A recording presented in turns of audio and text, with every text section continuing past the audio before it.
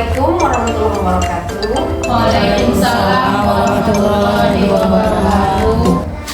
Alhamdulillahirabbil alamin. Assalatu wassalamu ala asrofil anbiya'i wal mursalin wa ala alihi wa ashabi ajmain.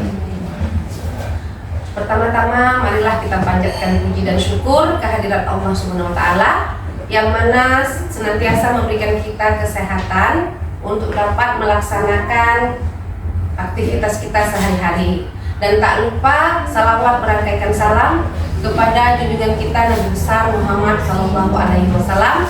Mudah-mudahan kita selalu mendapat syafaatnya, terutama di yaumil akhir nanti. Amin amin ya rabbal alamin.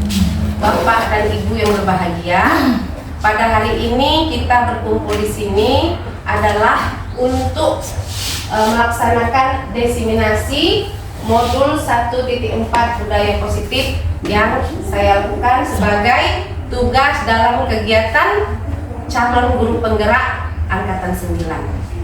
Sebagaimana Bapak Ibu sudah mengetahui bahwa saya sedang mengikuti program guru penggerak dan akan melaksanakan pengimbasan kepada Bapak Ibu, yaitu dengan saling berbagi informasi.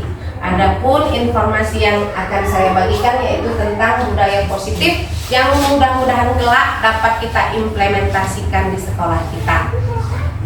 Jadi Bapak Ibu, apa itu budaya positif?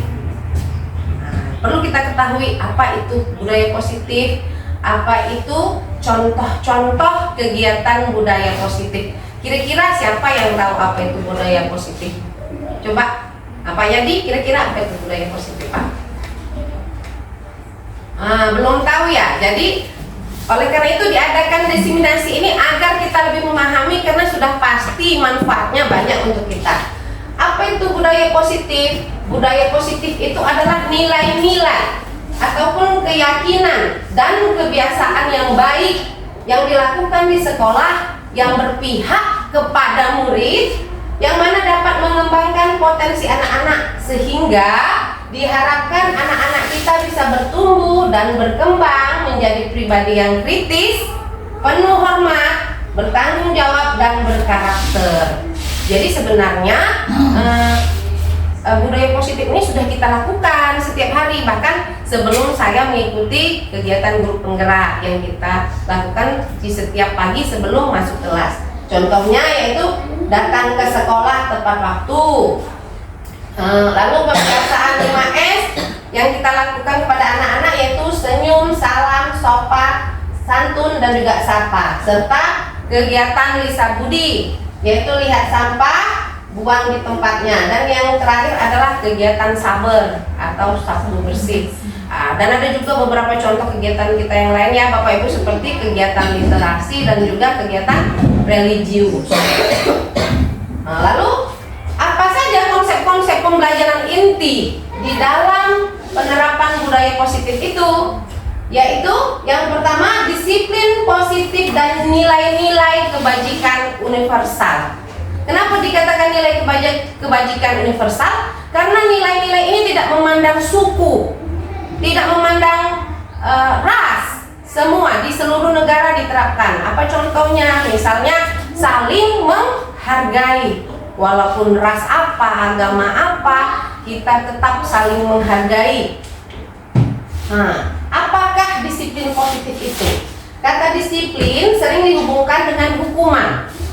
Selalu kita bilang disiplin adalah perihal waktu. Anak yang datang sekolah tepat waktu itu anak yang disiplin. Namun ternyata pengertian disiplin itu lebih luas, yaitu belajar tentang disiplin positif tidak harus dengan memberikan hukuman. Sebagai pendidik, tujuan kita adalah menciptakan anak-anak yang memiliki disiplin diri, yaitu untuk menjadi orang yang mereka inginkan dan menghargai dirinya sendiri dengan nilai-nilai yang mereka percaya tanpa terpengaruh adanya hukuman ataupun penghargaan. Menurut Ki Hajar Dewantara, untuk menciptakan murid yang merdeka, syarat utamanya adalah harus ada disiplin yang kuat.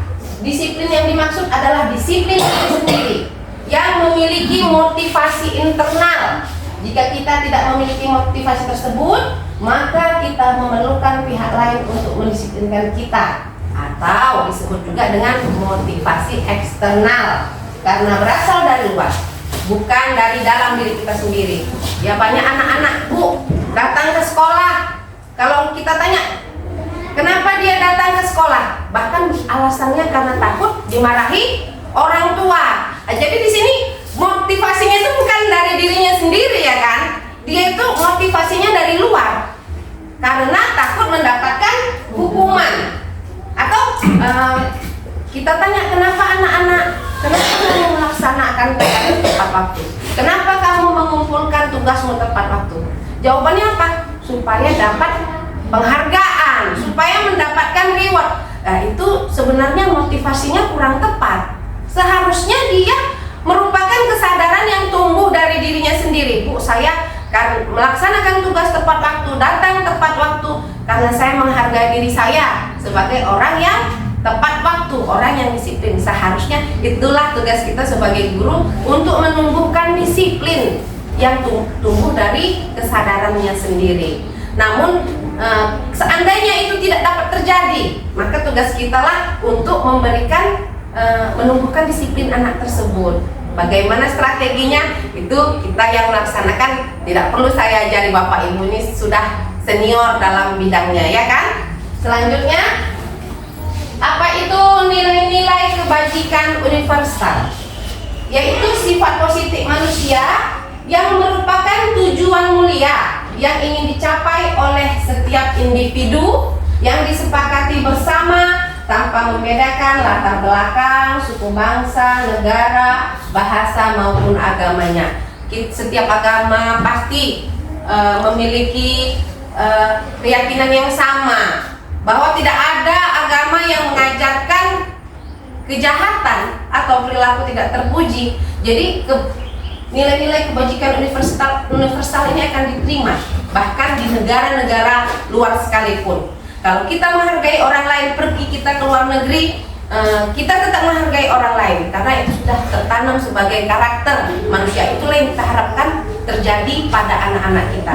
Dimana kita tahu, Bapak Ibu, sekarang kan anak-anak ini sangat degradasi moral, sangat tinggi. Kita semua sudah mengalami. Di mana salahnya?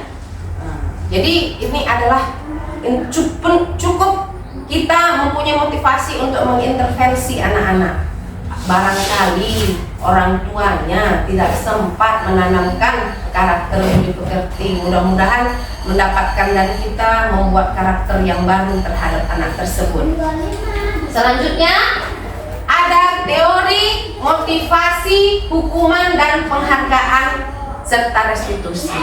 Jadi ini sebenarnya begitu saya masuk di CGP, saya juga kaget, Bapak Ibu.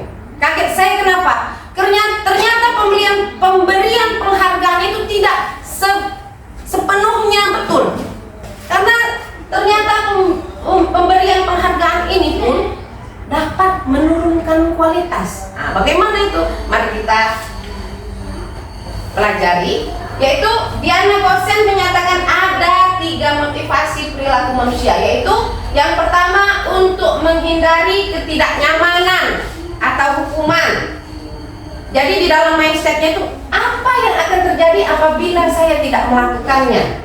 Akan berpengaruh pada mereka secara fisik, psikologis, maupun tidak terpenuhinya kebutuhan mereka apabila mereka tidak melakukan tindakan tersebut. Motivasi inilah yang saya katakan tadi sebagai motivasi eksternal. Anak datang terlambat, takut dimarahi gurunya. Anak tidak mengerjakan PR karena takut dihukum. Nah, itulah dia itu melakukannya bukan dari dalam dirinya, tetapi dari motivasi eksternal. Yang kedua, untuk mendapatkan imbalan ataupun penghargaan orang lain, yaitu di sini orang berperilaku untuk mendapatkan imbalan atau penghargaan dari orang lain. Pernahkah Bapak Ibu mendapat kejadian ini? Pernah apa tidak? Pernah dong ya. Karena anak-anak itu kalau mengerjakan PR konten 100, apa yang diharapkannya? Yaitu mendapatkan penghargaan. Apa aja penghargaannya? Mungkin dikasih hadiah bonbon, nanti dapat hadiah alat tulis, itu motivasinya. Jadi sebaiknya untuk menjadi orang yang mereka inginkan dan menghargai diri sendiri dengan nilai yang mereka percaya, yaitu mereka melakukan karena nilai-nilai yang mereka yakini dan hargai, dan mereka melakukannya karena mereka ingin menjadi orang yang meyakini nilai tersebut. Ini adalah motivasi yang akan membuat seorang memiliki disiplin positif, karena motivasi perilakunya bersifat internal, bukan eksternal. Nah, jadi bagaimana kita menumbuhkan anak itu dengan kesadaran sendiri. Tapi saya sadari pasti anak-anak kita pun ada yang memiliki kesadaran, memang dia ingin melakukannya itu karena kesadaran dirinya sendiri. Hukuman bersifat tidak terencana, tidak direncanakan, atau tiba-tiba, memaksa dan menyakitkan, ya, baik itu secara psikis ataupun verbal. Hukuman itu bersifat satu arah, tidak disepakati dari pihak guru yang memberikan, dan murid hanya menerima suatu hukuman. Hukuman yang diberikan bisa berupa fisik maupun psikis. Memang anak tidak kita cubit, anak tidak kita jewer, tapi kita berikan kata-kata yang dapat merusak mentalnya, ya kan? Konsekuensi, perbedaan hukuman dengan konsekuensi bila konsekuensi itu sudah direncanakan.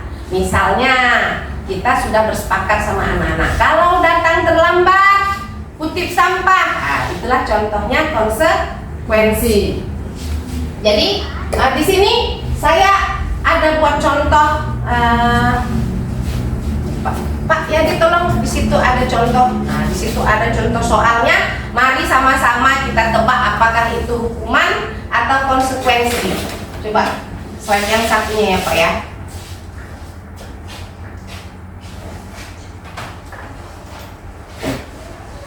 Ya.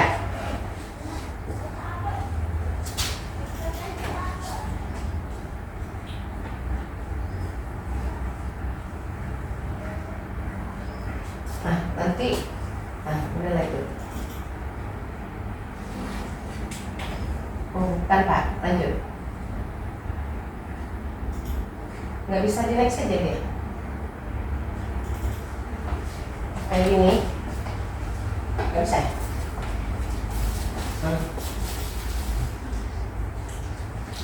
Nggak bisa. Bukan PPT. Oh ya, bukan PPT dia ternyata.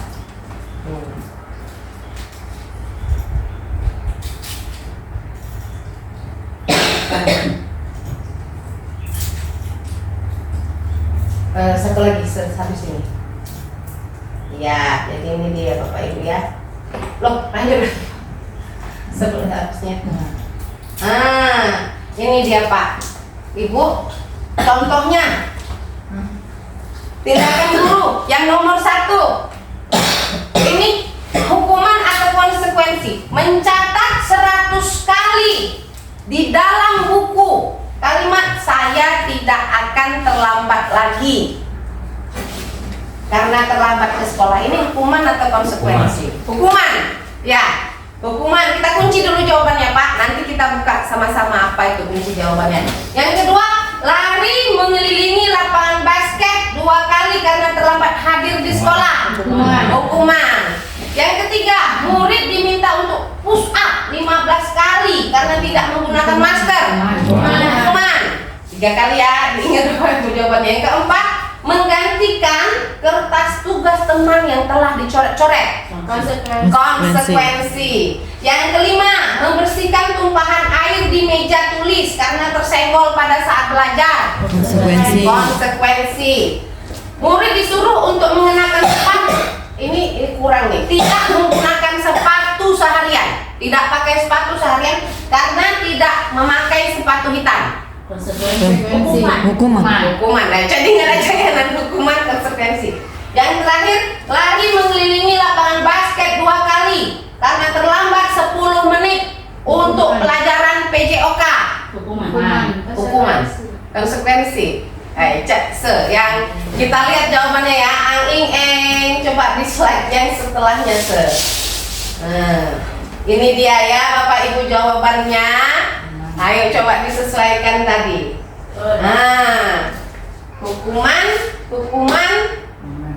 Sekarang akhir tadi. Iya. Ada yang bilang hukuman, konsekuensi. ada yang bilang hukuman Iya. dan ada juga yang bilang konsekuensi. Mengapa begitu?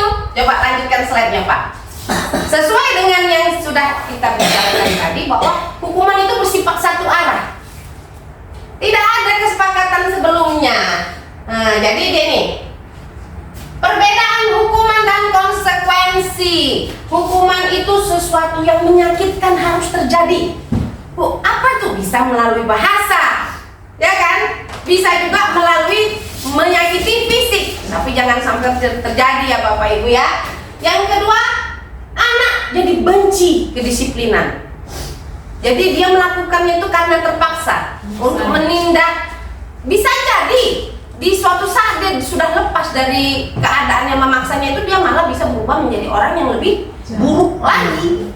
Selanjutnya, paksaan. Nah, ada rasa terpaksa, mendorong anak menyakiti diri sendiri. Itu jelek sekali ya Bapak Ibu. Saya harap jangan sampai terjadilah pada anak-anak kita, ya kan? Jangan sampai bahkan kita lihat kecenderungan belakangan ini, anak-anak bahkan banyak yang melakukan tindakan-tindakan bodoh, putus sekolah, mengikuti anak-anak yang jalanan itu, ya kan Bapak Ibu? Bahkan, aduh, nauzubillah, jangan terjadi pada anak-anak didik kita. Selanjutnya, konsep diri yang buruk. Jadi yang terbentuk pada dirinya itu bukan motivasi dari dalam, ya kan? Jadi dia itu memandang dirinya itu buruk. Selanjutnya, anak belajar untuk menyembunyikan kesalahan. Apa artinya ini? Mendorong anak jadi pribadi pembohong. Kamu nggak kerjakan PR, kita bilang gitu. Iya Bu, saya ketiduran. Iya Bu, ada acara, dan disembunyikannya, ya kan? Selanjutnya, anak marah, merasa bersalah, dipermalukan, dan merasa tak dihargai. Ya, itulah dia hukuman. Kalau konsekuensi, memang ada sesuatu itu harus terjadi, ya. Anak juga tidak merasa tidak nyaman dalam jangka waktu yang pendek, tetapi dia langsung ingat, oh iya kan kami udah sepakat, kan gitu kan udah kami sepakati. Selanjutnya, anak menghargai disiplin. Selanjutnya, ada stimulus dan tanggapan. Jadi berubah di dalam dirinya. Apa nanti nggak saya buat lagi lah. Memang saya sudah melanggar. Konsekuensinya adalah seperti ini. Mendorong anak agar mudah menyesuaikan diri. Terus konsep dirinya pun menjadi baik. Jadi dia menjadi mematuhi peraturan. Nah, ini dia. Anak belajar mematuhi peraturan. Namun ada juga perasaan kehilangan hak, dibuat tidak nyaman, dan diasingkan untuk sementara. Ya, apabila hukuman itu misalnya mewajibkan dia untuk tidak mengikuti aktivitas seperti kawan-kawan lainnya. Boleh kembali Pak ke slide yang pertama tadi, biar kita lanjutkan. Jadi di antara hukuman dan konsekuensi ini Bapak Ibu, mana yang lebih baik? Konsekuensi. Berarti ternyata unsur-unsur dalam hukuman ini sama sekali buruk ya. Jadi kalau menurut Bapak Ibu, kalau ada anak yang terlambat mengutip sampah di lingkungan sekolah, itu hukuman yang baik apa yang buruk? Atau konsekuensi baik Bu? Nah, siapa lagi yang bilang baik? Sama seperti jawaban saya juga menjawab itu kan baik Pak, untuk menanamkan nilai kebersihan kepada diri anak-anak. Seperti itu ya Bapak Ibu, itu kembali kepada kita. Yang penting kita jangan sampai menyakiti mental anak-anak, karena kita ketahui hal itu membekas bahkan sampai dia tua. Ya, ini penghargaan.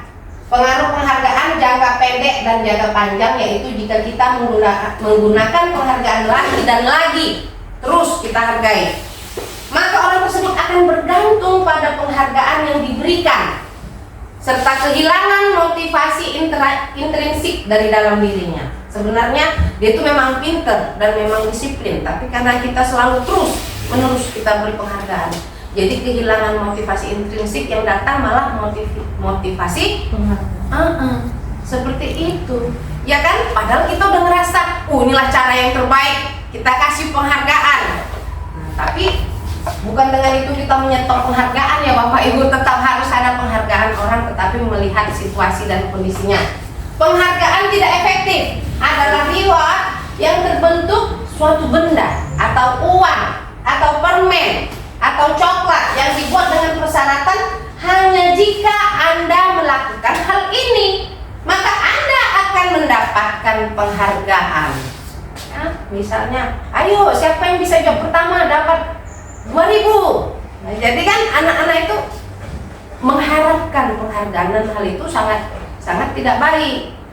Nah, selanjutnya, jika saya mengharapkan suatu penghargaan dan tidak mendapatkannya, maka saya akan kecewa dan berkecil hati, serta kemungkinan lain kali saya tidak akan berusaha sekeras sebelumnya. Ya, apa yang terjadi akibat penghargaan tadi?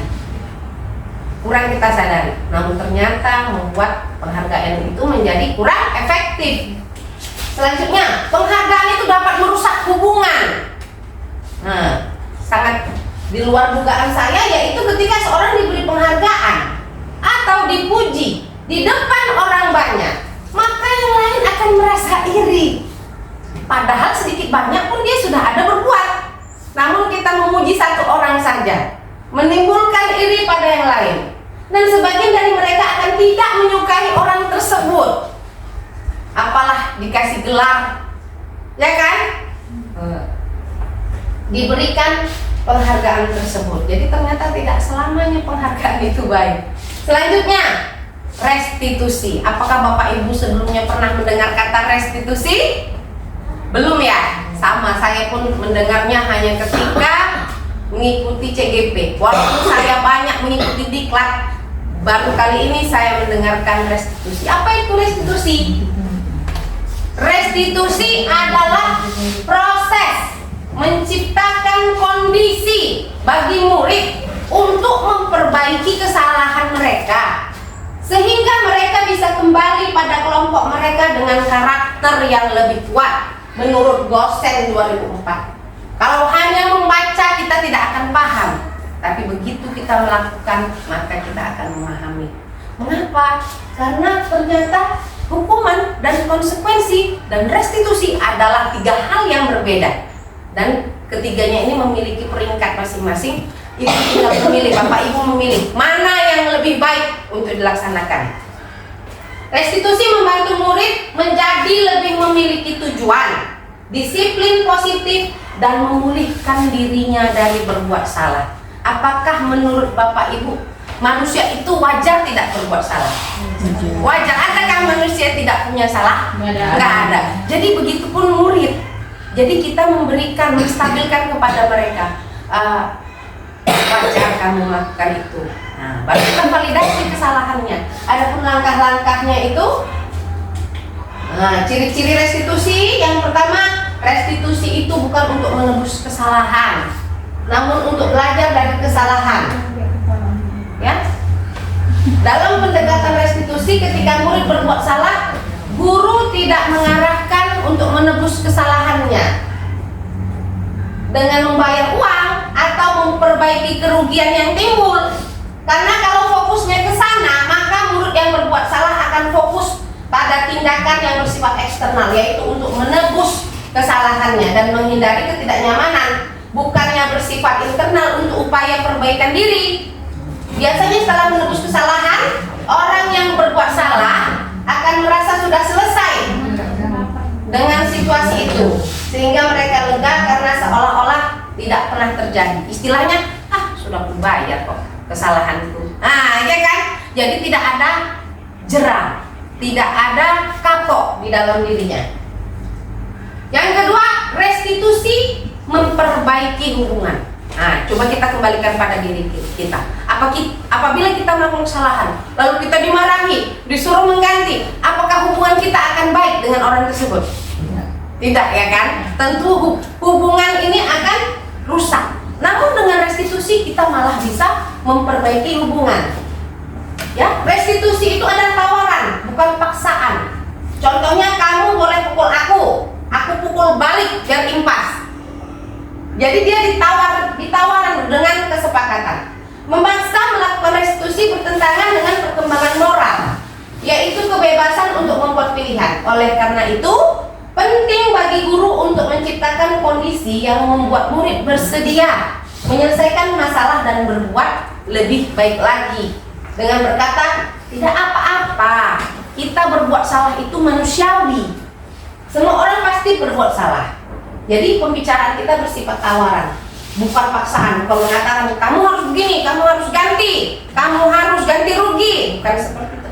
Namun kita memberikan tawaran, namun tidak keluar dari konteks bahwa dia harus memperbaiki dirinya. Restitusi menuntun anak untuk melihat ke dalam diri. Kita bertanya kepadanya, apakah kamu ingin menjadi orang seperti apa di masa depan? Baru nanti dia menilik ke dalam dirinya, ya kan? Selanjutnya, restitusi mencari kebutuhan dasar. Seseorang melakukan sesuatu itu karena ada kebutuhan. Misalnya anak, murid kita, dia tidak memperhatikan, tidur-tiduran. Apa yang melandasi kegiatan kayak gitu? Pasti ada kebutuhan yang belum dipenuhi.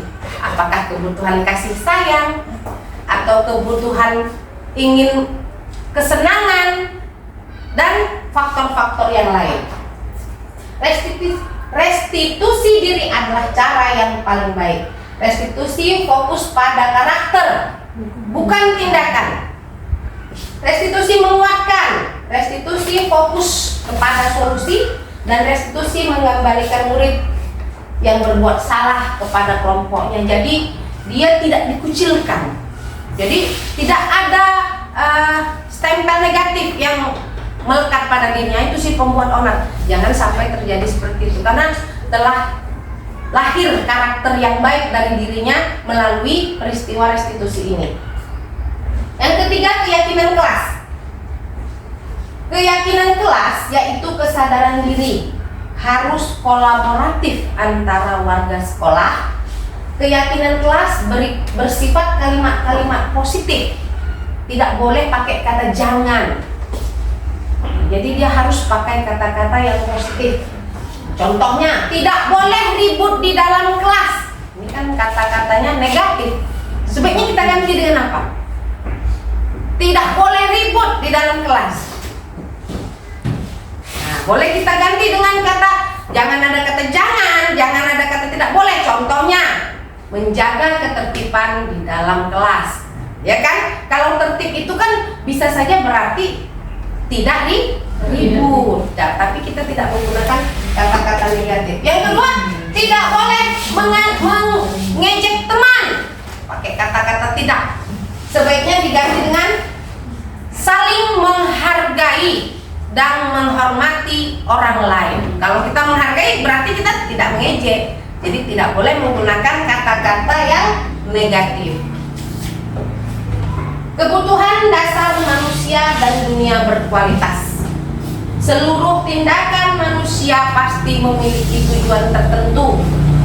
Semua yang kita lakukan adalah usaha terbaik kita untuk mendapatkan apa yang kita inginkan.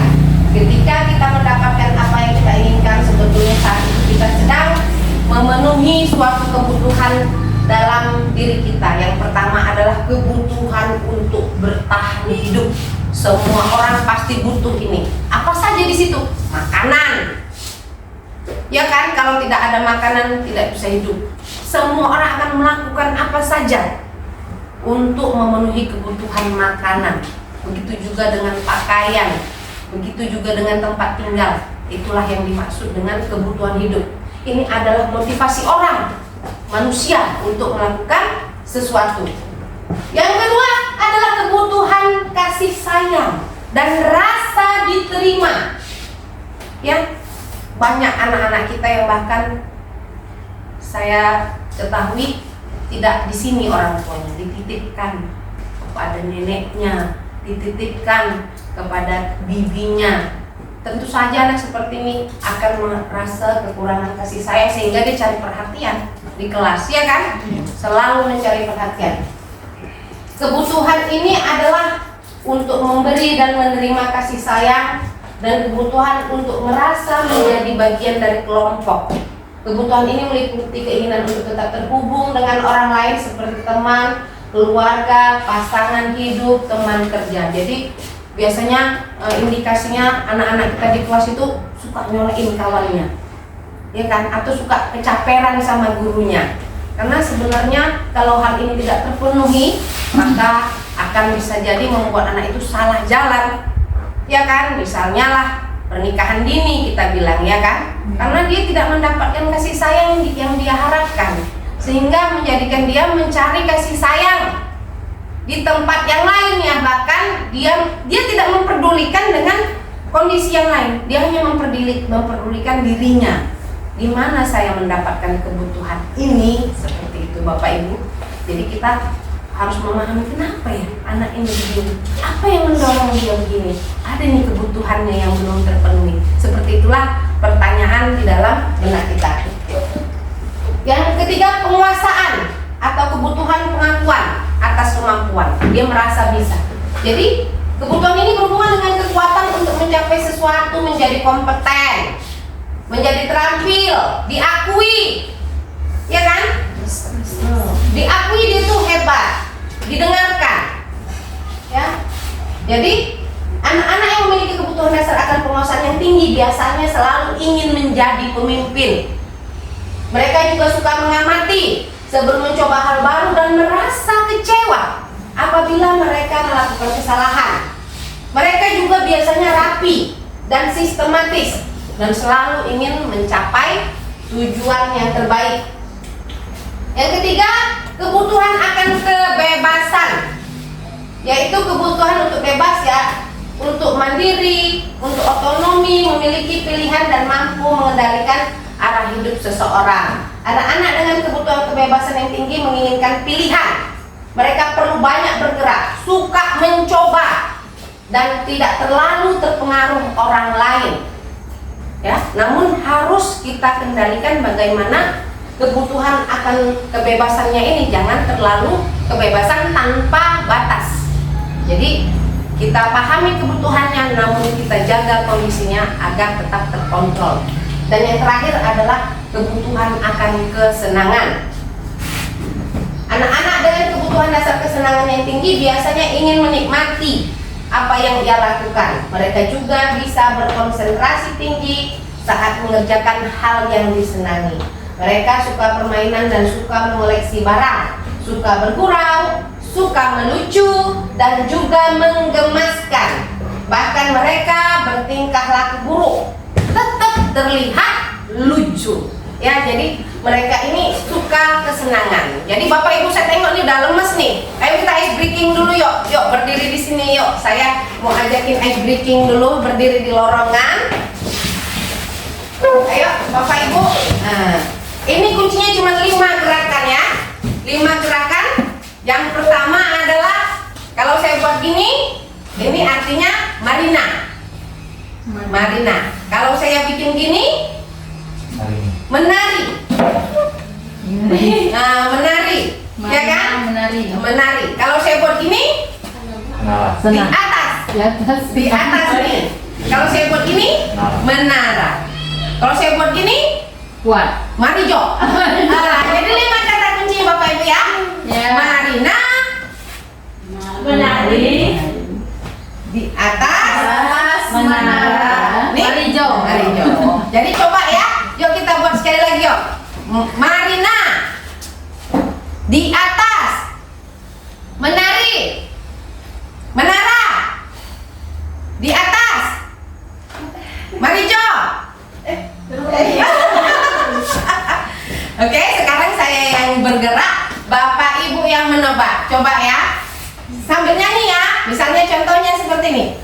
Marina menari di atas menara, di atas Menara.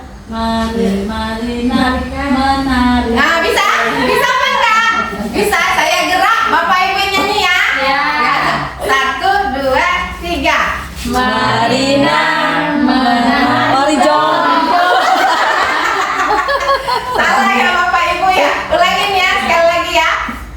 Marijo menari.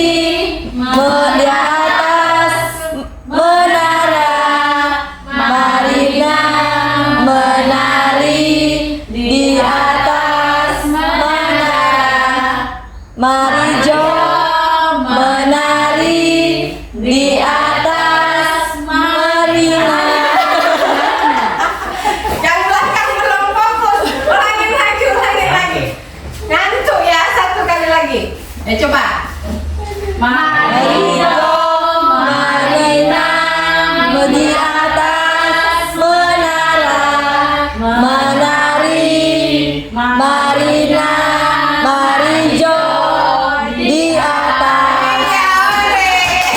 Terima kasih Bapak Ibu. Udah fokus semua ya. Jadi kita lanjutkan. Tadi kita sudah belajar motivasi, kita sudah belajar kebutuhan. Sekarang apa lagi ya? Sekarang yaitu tentang restitusi dan 5 posisi kontrol. Tadi kita sudah menyinggung restitusi. Apa itu posisi kontrol? Ya, ada suatu model disiplin yang berpusat kepada murid yang dikembangkan oleh Diana Gosen dalam pendekatan restitusi yang disebut dengan 5 posisi kontrol. Yang pertama adalah sebagai penghukum. Ini bisa kita laksanakan di sekolah, bahkan di rumah. Ya, apa itu posisi penghukum? Si penghukum ini biasanya menggunakan hukuman fisik maupun verbal. Verbal itu melalui kata-kata ya. Guru yang menerapkan posisi penghukum akan berkata, patuhi aturan saya, atau awas, kamu selalu saja salah. Nah, inilah posisi guru sebagai penghukum. Posisi kedua sebagai pembuat merasa bersalah. Posisi ini biasanya gurunya ini akan bersuara lebih lembut. Namun kata-kata yang keluar membuat seseorang itu merasa bersalah. Contohnya, ibu kecewa sekali sama kamu. Apa kamu tidak menghargai ibu? Kamu nggak kasihan sama ibu? Gimana coba kalau orang tuamu tahu kamu begini? Memang kata-katanya itu lembut, Bu, iya kan? Namun si anak tadi merasa tertuduh, iya kan? Apakah posisi seperti ini baik menurut Bapak Ibu? Jadi kita setelah mempelajari ini, kita dapat mengetahui di mana posisi saya saat menghadapi ini, iya kan? Nah, kalau di sini posisi saya sebagai penghukum, posisi saya sebagai pembuat rasa bersalah. Selanjutnya, posisi kita sebagai teman. Guru pada posisi ini tidak akan menyakiti murid, namun akan tetap berupaya mengontrol murid melalui persuasi. Apa nih persuasi? Ajakan. Dia nih ngerasa kayak teman. Namun posisi teman, guru bisa negatif, namun juga bisa positif. Positif di sini banyak, berupa hubungan yang baik terjalin antara guru dan murid. Guru di posisi teman menggunakan hubungan baik, humor untuk mempengaruhi seseorang, kemudian berkata, ayo bantulah, demi bapak ya, jangan ribut ya nak ya, demi bapak lah, gitu ya kan? Ya sudah, kali ini tidak apa-apa, nanti ibu bantu bereskan. Nah, inilah ada negatifnya, ada positifnya. Positifnya hubungan kita menjadi dekat. Negatifnya seperti apa? Anak ini bergantung pada kita. Nah, apa? Bapak itu oke-oke saja, ibu itu oke-oke saja. Inilah posisi kontrol sebagai teman. Selanjutnya, posisi kontrol sebagai pemantau. Memantau berarti mengawasi. Pada saat kita mengawasi, kita bertanggung jawab atas perilaku orang-orang yang diawasi. Posisi pemantau berdasarkan dengan menggunakan sanksi atau konsekuensi. Pertanyaan yang diajukan biasanya, peraturannya apa? Ribut. Peraturannya apa? Dia hanya memantau. Tidak sebagai teman, tidak sebagai penghukum. Apa sanksinya? Apa konsekuensinya? Nah, seperti itulah digunakan pada posisi kontrol sebagai seorang pemantau. Dan yang terakhir adalah sebagai manajer. Manajer ini adalah posisi di mana guru berbuat sesuatu bersama dengan murid, mempersilahkan murid mempertanggungjawabkan perilakunya, mendukung murid agar dapat menemukan solusi atas permasalahan dirinya, mendukung murid agar dapat mengenali karakter dirinya. Jadi, menurut Bapak Ibu, mana posisi kontrol sebagai guru yang paling ideal? Manajer. Sebagai manajer, karena kita bukan hanya menghukum, bukan hanya, tetapi kita menyuruh murid ini mengatasi apa masalah yang dibuat itu, diatasinya, tapi dengan kita dukung, bukan kita lepaskan, ya. Namun juga kita memberi penghargaan kepada dirinya. kita memberikan motivasi kepada dirinya untuk menemukan solusi atas permasalahannya itu. Ya, itulah 5 posisi kontrol seorang guru. Nah, jadi bukan hanya seorang guru, sebagai orang tua di rumah pun sama. Saya rasa, menurut saya pribadi, 5 posisi ini dapat kita manfaatkan sesuai dengan situasinya. Nah, apa yang akan dikatakan seorang manajer? Apa yang kita yakini? Apakah kamu meyakininya? Jika kamu meyakininya, apakah kamu bersedia memperbaikinya? Tidak ada bentuk hukuman di sini, tidak ada bentuk membuat rasa bersalah, ya, namun bersama-sama berkolaborasi untuk melakukan solusi terhadap permasalahan murid. Bu, ada posisi lain apa enggak nih kira-kira yang Bapak Ibu pernah rasakan selama menjadi guru selain yang 5 saya sebutkan tadi? Sebagai teman, sebagai pemantau, sebagai penghukum. Pernah nggak Bapak Ibu sebagai penghukum? Pernah ya, saya pun pernah, semua pasti pernah. Karena belum ada perubahan paradigma. Setelah ada ilmu, nah, kita menjadi ada perubahan di dalam mindset kita. Nah, dan yang selanjutnya adalah restitusi.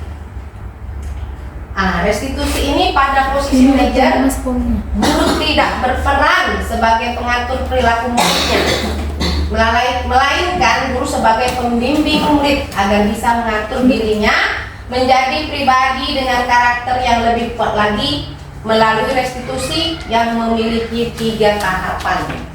Kemarin kalau Bapak Ibu lihat saya dengan murid-murid ada melaksanakan contoh simulasi restitusi, di mana ada kegiatan di situ. Yang pertama, untuk menstabilkan identitas. Apa perkataan kita di dalam menstabilkan identitas ini, Bapak Ibu? Kita harus mengatakan kepada mereka bahwa wajar manusia melakukan kesalahan. Ada orang yang melakukan kesalahan tersebut. Bila saya menjadi kamu, saya juga pasti akan seperti itu. Jadi kita menstabilkan identitasnya. Namun langsung kita lanjutkan langkah kedua, yaitu memvalidasi tindakan yang salah. Boleh dengan pertanyaan, apakah yang kamu lakukan ini sudah benar? Ya kan? Seperti itu. Apakah ini terbaik yang bisa menjadi solusinya? Lalu dia akan melihat ke dalam dirinya, apakah sudah benar yang dia lakukan dengan perbuatannya tersebut. Dan yang terakhir, menanyakan keyakinan. Kita bertanya kepadanya, anak ibu, apa ini sudah sesuai dengan keyakinan kelas yang kita sepakati? Apakah ini sudah sesuai dengan keyakinan sekolah kita? Bahkan boleh kita bertanya, apakah ini sudah sesuai dengan keyakinan yang kamu anut?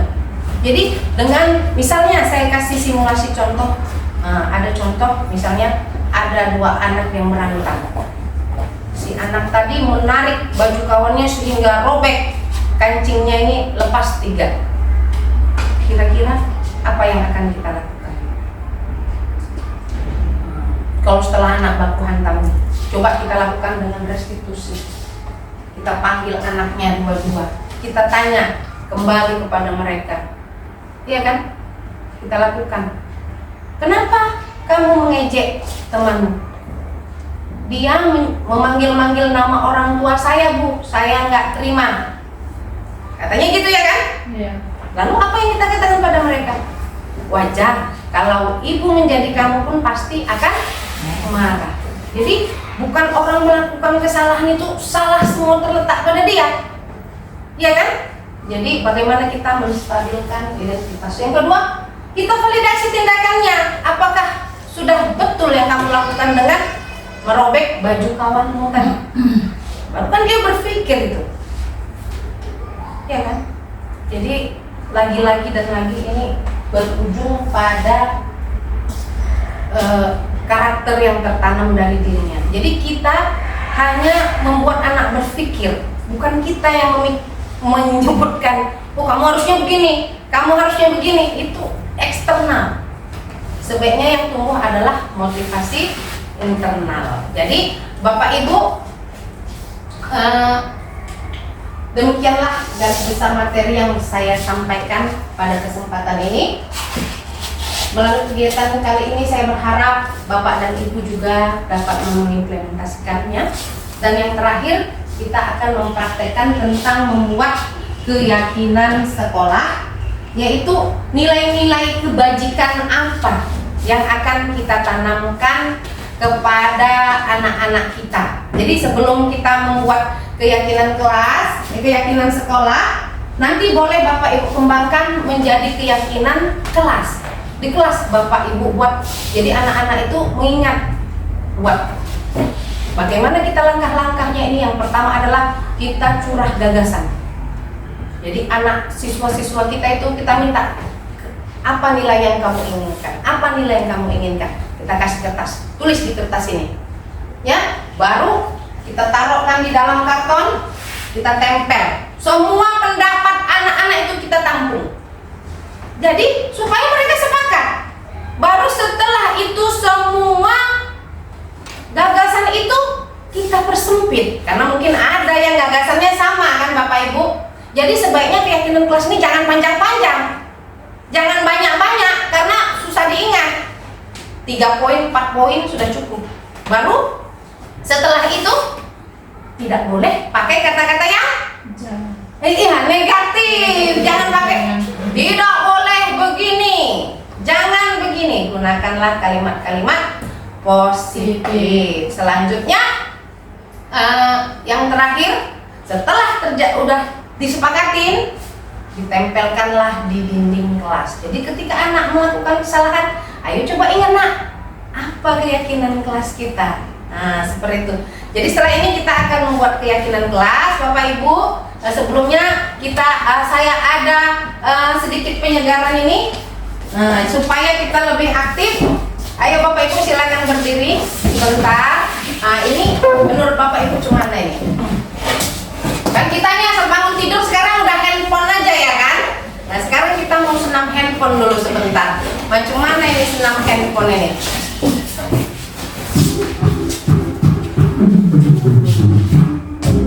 Ayo, sama-sama kita ya. Hanya 5 menit saja supaya segar.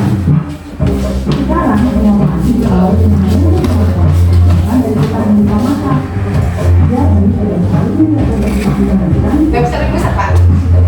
Apa? Ya belum Bu, bentar lagi. Senam ponsel, namanya ini senam ponsel ya Bapak Ibu. Nah, 2 jalan di depan. Nih, lagi main HP sambil jalan.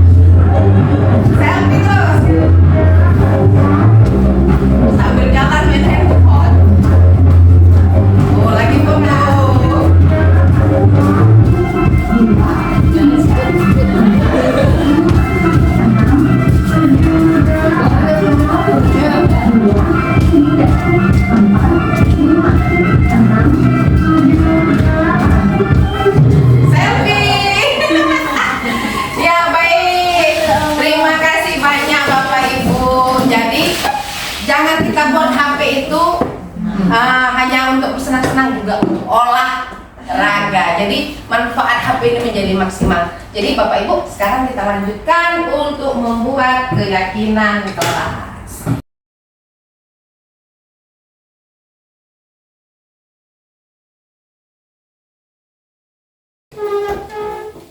Beri salam kepada Ibu Guru. Assalamualaikum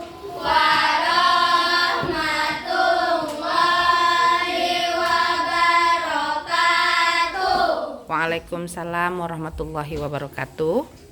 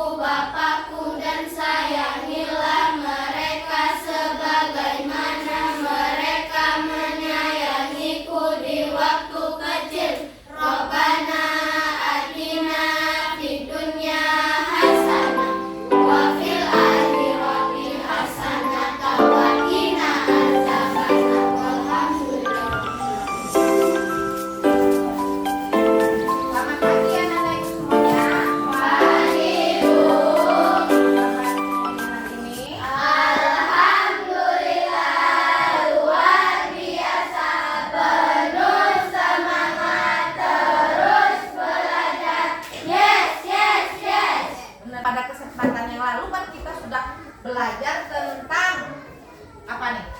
Kesepakatan kelas. Siapa yang masih ingat kesepakatan kelas? Farhan, kamu kemarin di sini sudah membuat kan? Apa coba? Kesepakatan kelas yang masih kamu ingat? Tidak boleh bertengkar. Sepakat? Sepakat. Ada yang tak sepakat juga. Nah, coba Julia, yang kamu ingat? Tidak boleh mencontek. Masih ada nggak mencontek? Ayo jujur. Masih. Sepakat apa nggak tidak boleh mencontek? Enggak. Sepakat. Jadi ada nggak di sini yang sudah melanggar kesepakatan kelas? Coba tunjuk tangan, Bu. Saya semalam sudah melanggar kesepakatan kelas. Karena apa? Saya mencontek. Oh, ada Ibu. Sekarang kita akan membuat keyakinan kelas. Apa itu keyakinan kelas? Ada kesepakatan kelas, ada keyakinan kelas. Keyakinan kelas itu lebih dalam. Dia mengenai nilai-nilai kebajikan yang kita percaya bermanfaat bagi kita. Contohnya seperti tadi, tidak boleh mencontek. Farhan bilang tadi tidak boleh berkelahi. Tetapi dalam keyakinan kelas tidak boleh menggunakan kata negatif. Jadi kita rubah. Dengarkan ya nak. Setelah ini ibu akan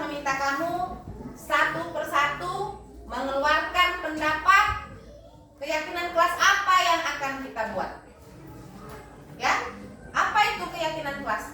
Tidak boleh menggunakan kata tidak boleh.